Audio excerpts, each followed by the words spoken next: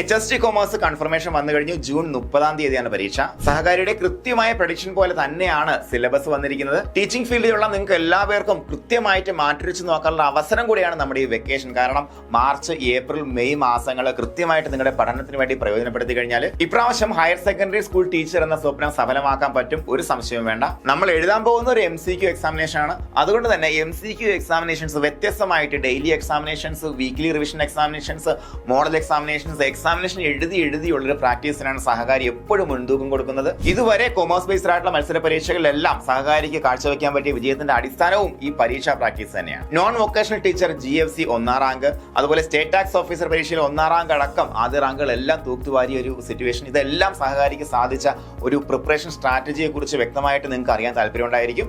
അതിനു വേണ്ടിയിട്ട് നമുക്ക് നേരിട്ട് സംവദിക്കാം. താഴെ കാണുന്ന ഫോൺ നമ്പറിലേക്ക് നിങ്ങളുടെ പേരും ജില്ലയും HST എന്ന കോഡും കൂടെ വാട്സാപ്പ് ചെയ്യുകയോ അല്ലെങ്കിൽ താഴെ കാണുന്ന ഫോം ഫിൽ ചെയ്താലും മതിയാകും.